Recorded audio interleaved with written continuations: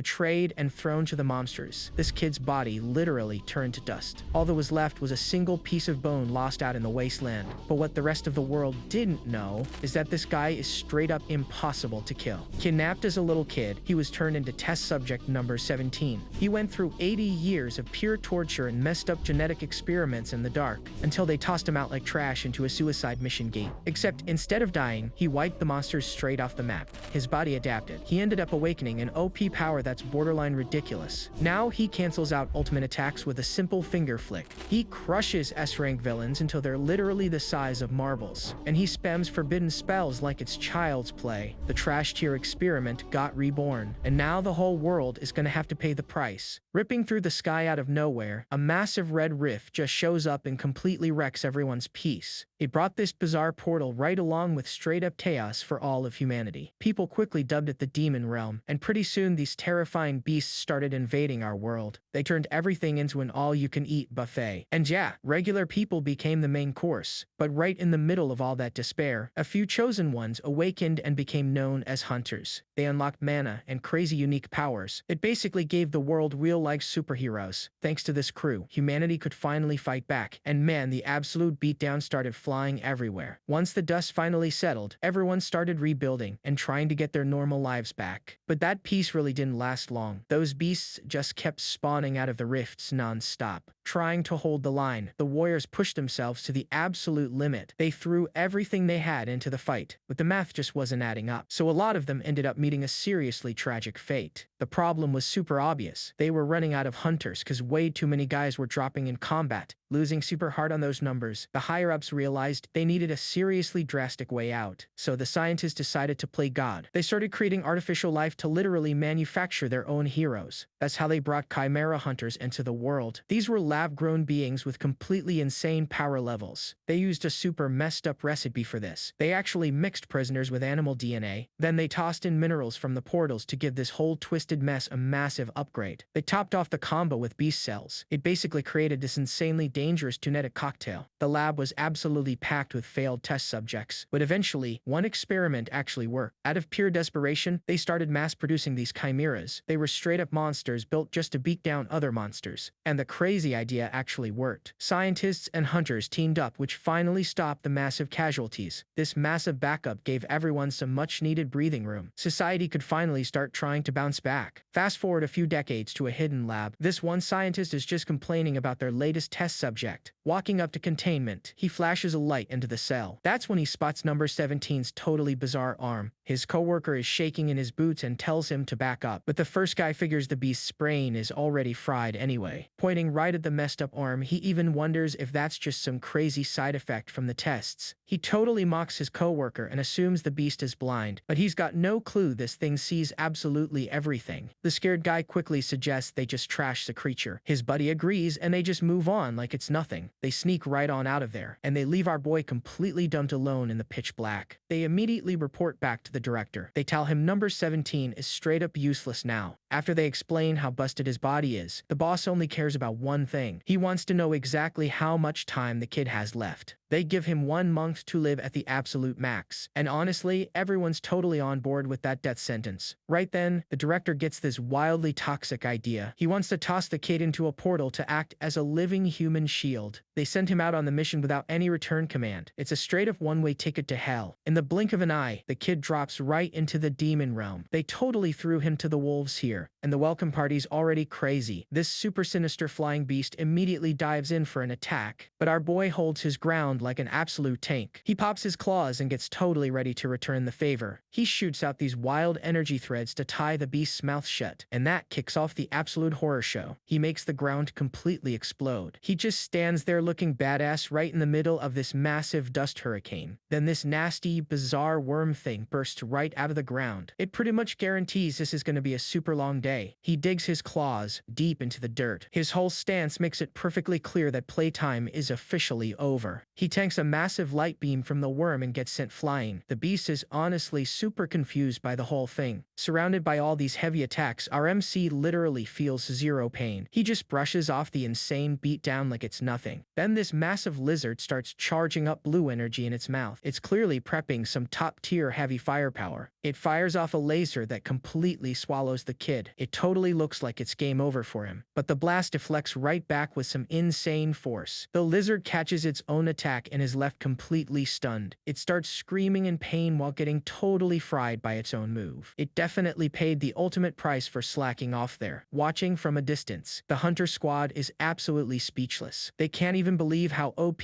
this chimera really is. The blonde kid chimes in to say the rift has been stuck open for 3 days. That definitely helps calm the group down a bit. They honestly think this totally busted chimera could hold off the entire monster horde forever. Drawing his sword, one of the guys reminds everyone of their actual goal. The squad's mission is super simple and straight to the point. They just gotta clean up any trash-tier beasts that slip past the kid's defense. It's basically the easiest carry job ever. But suddenly, the portal up in the sky starts twisting and fading out. That's a clear sign the fun is officially over. With the portal disappearing, the leader gets the hint loud and clear. He decides it's definitely time for them to bail. He orders an immediate retreat for the entire squad. They seriously can't afford to waste a single second here. Making a mad dash for the exit, one guy smacks right into a cracking barrier. They're totally out of time. The female hunter gets super worried and asks about the kid, but the boss straight up tells her to leave him behind. He tries to justify it by saying the test subject already did its job. They're literally treating him like a disposable tool. It heavily weighs on her conscience for sure, but the boss just tells her to chill out and calls the kid a machine. He claims they're just following their orders. Meanwhile, the kid's eyes show that the tables are about to completely turn. Without even a second thought, he grabs the beast's paw with some insane grip strength. He literally makes blood go flying everywhere. He follows the super basic logic of just eliminating his targets. At this point, the guy's basically running on full autopilot. The alert to protect the squad keeps flashing in his mind. It's just your classic everyday suicide mission. The monster actually smirks, thinking it's about to get a free meal. It's got absolutely no clue who it's messing with right now. Not even a little bit intimidated. Our boy's eye just glows a bright blue. He starts charging up a seriously heavy-hitting attack. He fires off a massive wave of power that literally wipes everything off the map. It even grinds the solid ground straight to dust. He keeps hearing that toxic scientist's voice echoing in his glitching mind. He's locked in on just completing the mission. His body literally starts falling apart right after he secures their escape route. It's a completely invisible, heartbreaking sacrifice. Literally melting into the ground, he tries to trigger the return command. It's his absolute last sliver of hope, but the system rejects his request right to his face. It just goes to show his dark fate was totally sealed from the start. He leaves behind a perfectly clean report with 0 casualties. Plus, he straight up deleted over 1,000 monsters. Total success. Then in his dying breath, we get the massive plot twist. He used to be a regular human kid who got kidnapped at 9 years old. His old life starts flashing right before his eyes like a movie. He remembers every single thing that got stolen from him. His brain is so scrambled by the experiments that he can't even process the memories. It basically feels like looking at a totally different language. He just chills there and watches it all play out. He totally accepts this super confusing, bittersweet goodbye. We jump back 79 years into the past. One of the caretakers is totally weirded out by the kid's strange name. Moving to 70 years ago, our boy takes absolutely 0 disrespect. He pays back their bullying by throwing rocks straight at them. That makes the orphanage owners completely lose their minds. They get super mad and just slam the door right in his face. So he gets kicked out and dumped all by himself. He's just left out there to freeze in the totally brutal winter streets. He obviously can't handle the freezing temperatures for long. He ends up passing out, which kicks off his absolute worst nightmare. These 2 sketchy rich dudes pull up in a fancy car. They point at him looking all disgusted and literally ask for the kid's price tag. The scene cuts straight to him struck down on a medical bed. This totally unhinged scientist pulls out a massive syringe for his new test subject. The medical team officially confirms the kid in their creepy system. They register him as the brand new number 17. They start rolling the cameras to record record the sick experiment. Then they straight up inject him with S-rank silkworm larva cells. They carve number 17 right into his arm. Meanwhile, the lead scientist watches him like a hawk for any sort of crazy reaction. Against all odds, the kid survives and unlocks his powers. He even manages to keep his sanity completely intact. So he got lucky, right? Nope, because the boss is an absolute psycho. He orders them to inject the kid with everything they have until his body starts mutating. That basically starts years of straight up torture. They pumps the kid full of every kind of sketchy genetic trash you could think of. Jumping ahead to 64 years ago, our boy wakes up feeling completely drained after yet another horrible test. He forces himself to stand up and stares down this huge yellow monster. He just fires a shot, completely running on muscle memory. Right as he gets swarmed by these massive giant wasps, but he doesn't even blink because this is just his everyday routine now. He completely vaporizes the bugs with a single blast. It totally proves he's evolved into a walking weapon of mass destruction. He clears out the heavy rubble and actually saves a mother and daughter. It shows the hero inside of him is somehow still alive. The terrified woman showers him with endless thank yous. He just gives her a quick nod and tells her everything's cool. Flashing forward to 59 years ago. The kid's all grown up now, but he's wandering the streets looking totally out of it. He's completely surrounded by a bunch of slaughtered beasts. His mind is glitching out so bad that he can't even process what just happened. Of course, that scumbag scientist shows up just to mock him. He totally taunts our guy and asks if his memory is starting to fail. He's literally celebrating the horrible side effects. He's super hyped that his completely twisted plan is finally working perfectly. Jumping to 54 years ago, the crazy old man is just scribbling away on his nasty little clipboard. And that's where it all goes down. Because after 15 long years and 500 brutal tests, our boy finally just breaks, bringing back a chopped up monster. The scientists were totally bragging about number 17's success. Jumping back 20 years, we see a hand feeding the MC some raw meat like he's just a stray dog. Then this woman gets completely jump scared by him. Let's be real, his mutated look definitely wasn't helping things. It left everyone totally disgusted and terrified. One dad even covers his kid's eyes right on the spot. 3 days before he blacked out, he was dealing with a seriously heavy brawl. He was taking hits from absolutely everywhere, even completely beat up. The only thing he cared about was getting all his missions cleared. Back in the present, the sun hits the canyon, and our boy's body literally just turns to dust. But it wasn't a total wipe. There's just this tiny piece of his spine left buried in the sand. Out of nowhere, the bone starts shaking and pulling in matter to rebuild itself. The whole thing is straight up surreal. A super bright light flashes inside. It makes it totally clear that this show is far from over. It literally remakes his entire spine. The thing is glowing with the energy of 527 different cells. It brings the ribs right along with it. Number 17's skeleton is officially back in business. Meat and muscle start wrapping around the bones super fast. It honestly looks like some bizarre spaghetti. The whole regen process finishes off with a massive golden explosion. It brings our MC back at full power. Then 2 regular feet touch the ground. He totally left that bizarre beast form in the past, standing up with a brand new human face. He just stares at his own hands, totally confused about what's going on. He straight up respawned from the ashes alone in the desert. It totally proves he refused to just be a memory, completely butt-naked and confused. He actually asks out loud if he's a human again, but then his arm shifts into a sinister claw. Yeah, that shows he isn't exactly 100% human anymore. Looking at his wrist, that creepy experiment tattoo is totally gone. He's officially a free man now. He realizes right away he only revived because of some immortal cell. It's a total Phoenix vibe. It works just like a jellyfish. He basically got the totally OP power to revive up to 3 times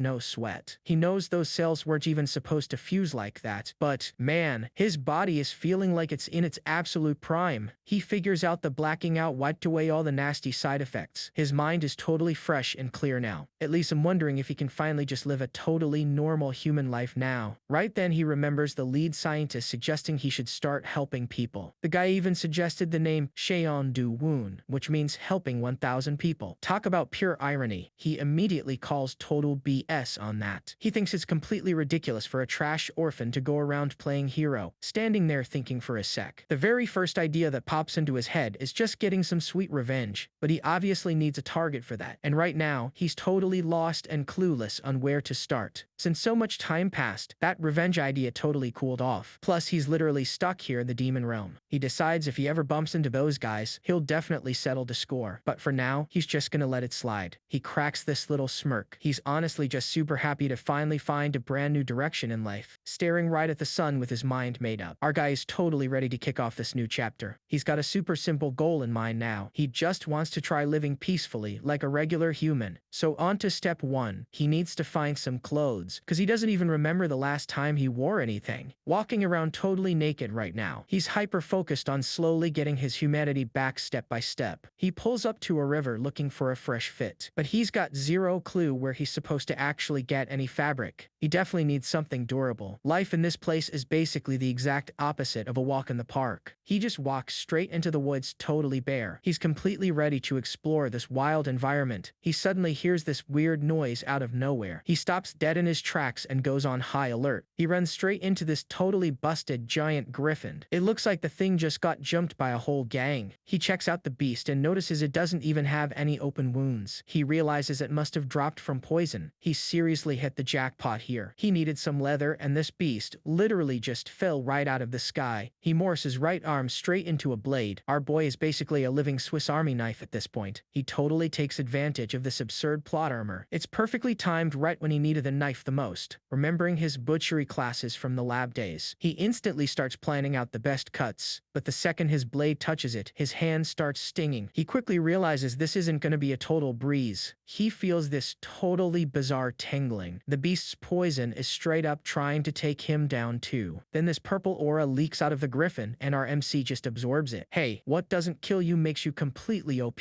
But he complains super hard about the nasty poison smell. He's gonna need a seriously urgent shower after this. Ripping off the leather to throw together a quick outfit, he just completely ignores the rest of the nasty carcass. He tosses the hide in the water to try and soften it up. He totally thought it'd be easy, but yeah, think again. When he goes to wring it out, the thing turns hard as concrete. Clearly, no amount of water was gonna fix this mess. A light bulb just goes off in his head. He instantly comes up with a total galaxy brain idea to fix the situation. He starts absolutely hammering the leather with pure punches. If finessing it didn't work, brute force definitely would. He literally tans the fabric by just beating the crap out of it. He knocks off all the fur and fat right on the spot. It works like an absolute charm. Our MC gets super hyped seeing the leather perfectly soft in his hands. He just takes his measurements by eyeing it up. Let's skip the fine details so nobody gets a jump scare here. Suddenly, the griffin's head bursts into flames out of nowhere. It honestly looks like some discount pet shop phoenix. He takes a random peck out of nowhere and is completely shook. Is this plucked chicken seriously still alive? Getting back to the task at hand, he uses his raw OP strength to rip the leather into the exact perfect shape, throwing on the piece and tying up a quick makeshift belt. He checks himself out and actually thinks it ain't half bad. He's totally proud of his new Fred Flintstone drip. He realizes the whole fit actually suits him like a glove. He starts feeling this weird itch while a purple aura leaks out. It's a clear sign he didn't fully digest that nasty poison. Ignoring all that, he sees the griffin's head still moving. The thing is as annoying and persistent as an overdue bill. The creature starts making this bizarre choking sound. It honestly sounds like it's desperately trying to tell him something. It finally clicks in his head and he cracks a huge smile. If the beast revived, it must be totally immortal just like him. The old him would have totally finished it off. But seeing the poor thing looking completely harmless, he just doesn't see the point. Flashing a massive smile, he tells the bird they both got super lucky. Now the only goal is to just survive and live their lives. He walks off in total peace. He makes it super clear that if fate allows it, they'll bump into each other again down the road. Walking a bit further, he stumbles across this totally dark cave. It actually seems like a super solid place to start out. Sporting his brand new drip, he focuses on the next big step. He seriously needs to find a decent spot to crash. But before he can even think, the wall just completely cracks open. It turns out this place already came with a totally unwelcomed tenant. This absolute unit of a giant centipede bursts out screaming its lungs off. Talk about having the worst, noisiest neighbors. It hovers right over him looking completely menacing. It makes our MC look like a tiny little toy next to this monster. Without even blinking, he just stares right up at the thing. He completely casually asks if this place is always so pitch dark. He sees the massive bug try to spit this toxic green slime at him. Our boy just casually raises his hand and completely blocks the attack. He straight up hits it with a massive rejected. He completely evicts the squatter and claims the whole cave for himself. Continuing his epic house hunting quest, he ends up stopping by this freezing cold, totally snowed out mountain. Exploring the icy landscape, he's honestly probably just trying to escape escape that completely brutal natural AC. He runs into some more awesome new neighbors. This time it's a squad of giant yetis who completely woke up on the wrong side of the bed. He quickly swats the big guys away, but he realizes there's literally zero food around here, so that's a total rejected. He stumbles into this giant mushroom forest next, but the smell is absolutely awful, earning an instant rejected. He tests out another cave, but it's super drippy and way too humid. He totally scratches that one off the list on the spot. Pulling up to an active volcano with totally unbearable heat. It gets rejected real quick because our guy is super picky. He finally stops at a nice sunny cliffside. He actually found a spot that didn't feel like a total oven or a freezer. Seeing this beautiful waterfall and crystal clear lake, he's totally blown away by the absolute awesome vibes of the place. Getting super hyped up, he literally yeets himself right off the cliff. He doesn't even think twice about the massive drop, running right along the edge of the lake. He makes it perfectly clear that he's completely stoked about his choice. Looking into the super clean water, it's so clear he can literally see a bunch of fish swimming around totally chilling. Sure, they were completely sinister mutant piranhas, but to him, they're basically just a totally free barbecue feast waiting to happen. He's already daydreaming about a cozy cabin with fresh fish right in the backyard. He totally decides he's building his base right there. There's even these little yellow flowers adding that totally cozy nature touch all around the spot. It's got totally fresh air and massive green trees. It seriously feels like a 5-star resort hidden right in the middle of all this chaos. Taking a super deep breath right in the middle of this beautiful forest, he immediately hits it with his total stamp of approval, making the final call with total success. Our boy's brand new home base is officially locked in and approved. He honestly finally found his own little corner of peace and quiet, all right in the middle of this completely insane apocalypse. But happiness seriously never lasts long for our MC. The sky suddenly starts throwing this super intense blue electric tantrum. The crazy energy straight up turns into a massive new portal, and just like that, his little peaceful vacation is successfully canceled right on the spot. Spit right out of the portal, something totally smashes into the ground. It literally looks like an express delivery package. Then this totally busted robot stands up from the crater. It honestly looks like it was built out of spare blender parts. Flashing its red eyes, the total clunker scans the area. It's totally wondering where the heck it just landed. Switching scenes, our MC picks out a plot of land. He decides he's gonna build his very own house right there. Starting off with the foundation, he holds out his hand. He unleashes this super weird burst of energy. A massive golden wave totally sweeps through the forest. Our boy basically turned into a one-man wrecking crew. The giant trees completely failed to tank the impact. They just instantly snap and crash straight to the ground. Seeing the area totally cleared out, he takes a look around. He realizes he's got more than enough space for the build. He uses his powers to float the logs and picks out the best ones. He's basically acting like a living crane right now. After stacking up all the wood, our MC notices the ground is looking a little bit uneven, so he just delivers this massive stomp and forces the dirt to level out. Seriously, the raw OP strength in his foot is insane. With everything totally prepped and the sun shining down, the fresh new lot was officially ready to go. Clenching his fist, he really just enjoys being able to move freely. It's honestly just pure, unadulterated freedom. He casually grabs a giant log with just one hand. Now it's totally time to drive the main pillars right into the ground. He's honestly having a blast with the whole process. He totally enjoys the free will of building his very first home. Tapping into his super speed, he nails down the floorboards in the blink of an eye. The Flash would seriously be crying out of total jealousy. But what happens when you run out of nails? Well, the kid's totally galaxy brain solution is just using monster slime. He smears this nasty green goo right onto the wood. The stuff is going to harden up and basically turn solid as a rock. Putting on the finishing touches, he uses his powers to spread these sweet-smelling plants all around the spot, smiling at his totally finished work. The scent is actually going to act as a massive natural repellent against any wild threats, wrapping up the wooden cabin with straight-up slug glue and spider webs. Honestly, it actually turned out super cozy. Scratching his head, he definitely feels like something is missing. He tries to remember what a normal human house actually looked like. That triggers a quick flashback to his lab days. He remembers the totally messed up scientists showing him videos of normal homes. They always had happy families, a dog, and a nice garden. It was this completely normal life that he got robbed of. But keeping a regular pet dog out here would be totally impossible. It'd be straight up cruel to the poor little guy. He even wanted to start up a small garden. He just had totally no clue what would actually grow in this completely cursed dirt. Right then, a light bulb totally goes off in his head. This absolutely genius idea pops up out of nowhere. He remembers that freezing mountain and those super rare mandrakes. Looks like dinner's about to get a totally exotic upgrade. Heading straight back into the freezing cold without a second thought, he climbs right up the peak hunting for the little plant. He knows they absolutely love the ice and super dense mana. Our MC totally goes full-on biologist mode here, trudging through the heavy snow. The dark memory of the day he was kidnapped just comes flooding right back. It's honestly completely ironic. It was so freezing cold out there that getting kidnapped felt like a total relief at the time. But hey, being an OP chimera definitely has its perks. There's zero chance of him freezing or starving to death anymore, feeling the mana getting super dense nearby. The crazy blizzard finally starts backing off a bit. Bingo. He spots the little plant sprouting right out of the snow. This totally makes the whole freezing trip worth it, except mandrakes are super delicate. Any random weather change and they just straight up die on the spot. Focusing on the youngest and most adaptable sprouts, he plans to take exactly 3 roots back to his base. He rips the first one out totally expecting that classic ear-piercing scream. He doesn't even bother covering his ears, but the plant just lets out the super cute little yawn. It leaves our boy completely and utterly confused. He pulls up another root and the exact same sleepy sound happens again. Man, that's just straight up bizarre. Even a third one just quietly grumbles. He totally didn't expect these things to be this polite. Bundling them all together, they just mumble and snuggle up against each other, totally sleeping in peace. Then it totally clicks for him. The screaming is basically just a defense mechanism against big scary humans. They were totally chilling because this crazy place is literally their natural habitat. Thinking about it for a sec, he honestly wonders if these things just mistook him for a distant relative or something. He just shrugs it off and tucks the plants right into his belt. Honestly, that's way less stress for him to deal with. He heads out totally daydreaming about brewing some hot tea and maybe even scoring some sweet fruit for dessert. But he remembers that forcefully picked fruit just turns straight into poison. He's definitely gonna have to sweet talk these plants later. Suddenly, his OP radar goes totally crazy. There's a squad of hunters nearby on this super dangerous mountain. Cracking a little smirk, he decides to crash their party and permanently borrow some portal stones. A bit further ahead, this group is completely screwed. They got used as totally disposable bait and left to die. His partner quickly tells him to suck it up and stop crying. The monsters are already circling back for round 2. They're totally surrounded by these psycho snow rabbits with razor-sharp teeth. Things are about to get seriously ugly, and these beasts definitely aren't playing any games. One with a completely messed up tentacle mouth is already drooling over them. Trying to hold off the horde, one guy throws up a magic barrier, but totally massive cracks are already starting to show. Sweating bullets, the hunter instantly realizes his shield isn't going to last much longer. With the shield totally shattering, absolute panic sets in. He immediately regrets taking this trash tier mission. Completely defenseless, he just screams for help. He watches the killer rabbits launch themselves right at his face. Right then, this blur just completely blitzes through the air. A massive explosion completely wipes the whole pack off the map. Slowly opening his eyes, the hunter sees the surviving monsters growling at something, looking completely confused. This totally badass silhouette walks right out of the smoke. The guy literally has no clue if this thing is even human. It's our MC, rocking his totally unimpressed face. He's totally ready to just deal with this annoyance. He takes one look at these completely bizarre creatures. He honestly wonders if you can even call these things rabbits. Right in the middle of all this chaos, the totally sinister boss beast steps out. It drops your classic, totally cliche boss roar, completely ignoring the big bad. The kid literally just swats the rabbits away with a total flick of his wrist, sending them all running. The hunters are left totally speechless. A completely vicious monster just ran for its life simply from his aura, almost crying tears of joy. One of the guys is super thankful he didn't just get sent straight to the lobby. He introduces himself as Kim. Then he hears our MC totally casually drop his own name right back. Finding the MC's totally busted hobo fit super weird. The guy totally assumes he's just some crazy reclusive hunter. Meanwhile, his partner is totally confused about what a newbie is doing out here. He wonders if the kid is just desperate for some fast cash. Listening super closely, our boy overhears them totally talking about hunting down a runaway chimera. As they explain the whole rogue machine situation, the MC instantly realizes they are actually hunting him at all. Feeling totally relieved, he asks if he can snag a portal stone, but the hunter tells him they seriously don't have any gear left. Spilling the whole ugly truth, the guy reveals their totally trash tier bosses ran off with absolutely everything. It's straight up betrayal. Gripping his busted arm, he curses out loud. He realizes this totally toxic trap was planned from the very beginning, bitterly regretting falling for that scumbag leader's lies. The guy just needed some completely disposable live bait. Putting all the pieces together, Duwoon figures out the traders have all the stones. It's totally hunting season. Seeing him just turn his back to leave, the guys start totally panicking. They're seriously at their absolute limit with the mana contamination. After all, staying in this zone without a purifier is a literal game over. RMC is the only one OP enough to totally tank this toxic environment. Crying about his pregnant wife, the guy begs for help. Meanwhile, our MC is already tracking the scumbag's scent. Totally ignoring the heavy drama, Do-woon jumps with enough force to literally crack the ground. He's seriously got better things to do right now. He leaves the guys completely screaming in absolute despair. They just watch their one and only hope literally vanish into the sky. Cutting right back to that busted little robot from earlier. It's just chilling right near the edge of this totally sketchy cliff. Then those backstabbing traitors run right into the robot. The toxic leader immediately orders his whole squad to jump it, instantly detecting the totally obvious threat. The little machine whips out some seriously unfriendly looking tools, flashing its red visor. The system's prime directive is totally simple: eliminate absolutely every single threat. Rushing right in, the squad jumps at it with their weapons totally drawn. They're fully ready to turn this thing into scrap metal. A little bit later, our MC finally pulls up to the spot. He totally wonders if he got there a little too late. Checking out the totally blood-stained snow and abandoned gear, he quickly notices they seriously hauled ass out of there. Checking out the totally weird mix of kid and animal footprints, he immediately realizes this creature fought by totally shapeshifting. He figures out this thing has some insanely flexible DNA. It's totally capable of adapting on the fly in the middle of a fight. Putting that together with the crazy story from the hunters, all the little puzzle pieces start perfectly clicking into place. It's totally straight up liquid metal. It can morph into a wolf, a snake, or even a kid. It's an insanely rare top-tier material. He totally cracks up at the situation. He honestly finds it hilarious that some little junk robot completely folded 5 grown-ass men. Cutting back to the left-behind hunters, Kim is totally desperate, trying to keep his buddy awake who's seriously fading fast, turning totally purple from the toxic mana poisoning. The guy brings up that his totally newborn kid is due any day now. He begs his partner to tell his wife that he's so sorry. It's honestly a completely heartbreaking total gut punch of a scene. But then, right like a total miracle, our MC's bare foot completely touches down in the snow right next to them, whipping his head around in absolute shock. The hunter instantly feels like their totally lost hope is finally back from the dead. Cheon Do-woon is standing right freaking there, and he's casually holding every single one of the backpacks he just totally reclaimed. Not only did he bring the backpacks, but the absolute badass even scored some new boots so he wouldn't freeze his feet on the ice. Looking at our MC like an absolute angel, the hunter drops to his knees and begs him to save his buddy. But the kid is just straight up bored and remembers the portal stone. So the hunter says he's got the perfect fix. He pulls 2 10 million won checks out of his pocket. That was literally their entire life savings. 20 million won was totally useless down here, but it would come in super handy back in the human world. Right then, he just materializes a portal stone right in his hand. The kid is straight up magic. As the dimensional rift opens, the guy is practically in tears, thanking him and swears eternal gratitude. While his partner gets some much needed first aid, our MC just stares at the massive stack of cash he just scored. He asks about the original price. The beat up hunter explains that nowadays it goes for 1 million won. Without even blinking, he tells the guy he overpaid. The kid is totally honest, even while extorting people. Flashing a little smirk, he says the change wasn't gonna be in cash. It was gonna be in pure power. He wraps them both in blue mana. The guy totally freaks out, thinking he was about to get pumped full of raw energy. Going into full panic mode, he tries to stop it right then and there. He just knew this was gonna end badly. After all, pure energy is super dangerous. It could straight up shatter their mana cores for good. But to his absolute surprise, a warm feeling washes over him and purifies all the dark energy in his body. His buddy recovers on the spot. The two of them just hug it out, crying tears of joy. They thank him again and watch the kid walk away. They're just left wondering who the heck that guy even was. Getting back to base, he immediately does a quick sweep just to make sure there weren't any intruders around. Seeing his little house totally untouched, he celebrates the extra cash from such a crazy productive outing. But then he looks at the mandrakes on his shoulder. They were looking pretty wilted from the trip. Since our badass gardener never takes a break, he instantly starts prepping the soil to get them planted. And the little plants just keep grumbling. They seem pretty mad about their new living setup. He wonders if they were just cranky or actually hungry. Then a totally brilliant idea hits him. He offers them a little bit of his own mana. The tiny creatures absolutely love it and perk right up, seeing them bounce bouncing around with full bellies. Our boy figures out they were native monsters too. Right after that, his radar goes off. He feels some kind of weird presence getting closer. Hiding out in the bushes, the little robot was silently watching everything. It was the exact target those hunters were after. Stashing his cash inside the cabin, our MC decides to save it for a way better opportunity down the road. Now it was time to organize his loot. He sits down and starts digging through the stolen backpacks. He finds a full camping kit with a stove, some pots, and even a bunch of brand new portal stones. Not to mention clean clothes, sleeping bags, and a blanket. That is just pure adventurer luxury right there. Praising how well prepared those guys were, he realizes he totally hit the jackpot with that rescue. Finding a pack of spicy ramen in the middle of the stash just hit him with a massive wave of nostalgia. With his stomach already growling, the kid gets super hyped and decides to play Master Chef. The recipe called for 500 milliliters of water, so he just completely eyeballed it. While letting the fresh waterfall water boil, he starts thinking about what toppings to add to his soup. Just then, a piranha jumps straight out of the lake. It was practically volunteering to be the main course, since everyone loves upgrading their ramen. Throwing that fish in seemed like an awesome idea. With one clean strike, he knocks the beast out in mid-air. His reflexes were seriously on point. Did he need some eggs for the recipe? Well, fish roe was gonna work perfectly, and instead of green onions, he just went and grabbed some random leaves off a tree. With all his ingredients ready to go, he heads back to his little makeshift kitchen. He drops the pot on the wooden table. His gourmet dish was practically done. Still hiding out in the bushes, the little robot was super curious watching this human cook. Lighting up the fire, our chef's only real question was when exactly to drop the fish in. So he just cooks it all together and tosses the seasoning straight onto his makeshift log table. But the mandrakes look like they are at a funeral. They start sniffing and crying nonstop.